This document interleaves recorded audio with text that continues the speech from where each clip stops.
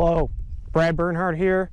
I'm an Agronomy Research Scientist, and today I am in Geneseo, Illinois, and we're going to talk a little bit about nitrogen and soybeans. So soybeans have a very large nitrogen requirement. They need to uptake almost 4.5 to 5 pounds of nitrogen per bushel, so an extremely high nitrogen demand. Now, soybeans are legumes, so they can fix their own nitrogen. Bradyrhizobia japonicum is a naturally occurring bacteria that lives in most U.S. soils.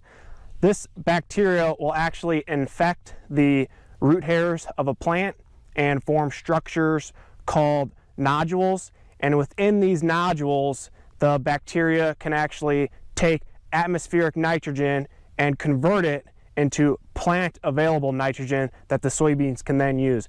This is a symbiotic relationship between the bacteria and the soybean plant.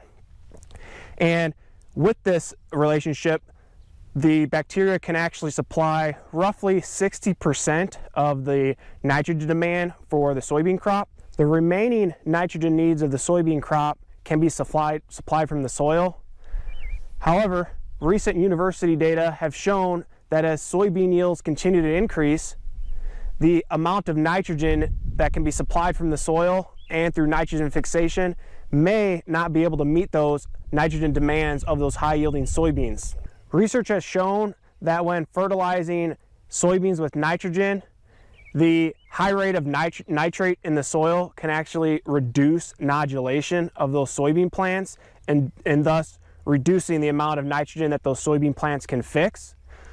So we're conducting a study looking at trying to meet the nitrogen demand needs for soybeans using alternative methods. In particular, we're looking at a couple different biological products and bacteria that can fix nitrogen. Also, we're looking at fertilizing soybeans later in the season, so at R3.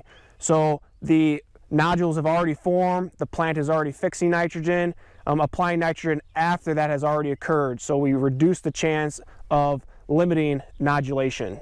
So the study I'm currently standing in, we applied a biological product in furrow at planting.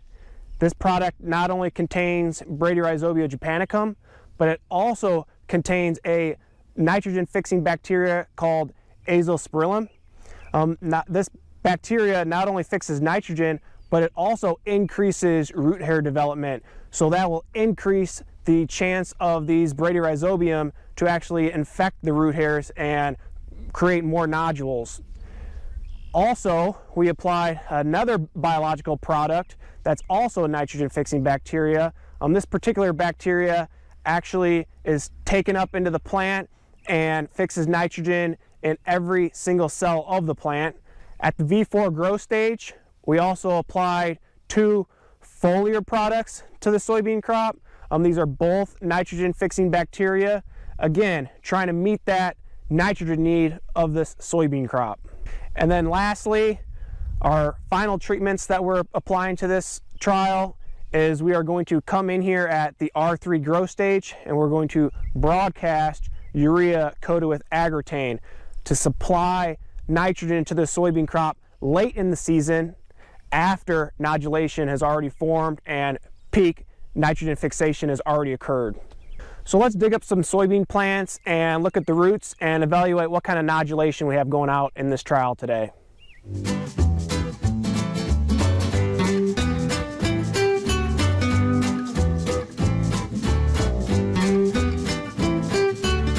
Here's one of the soybean plants that I just dug up.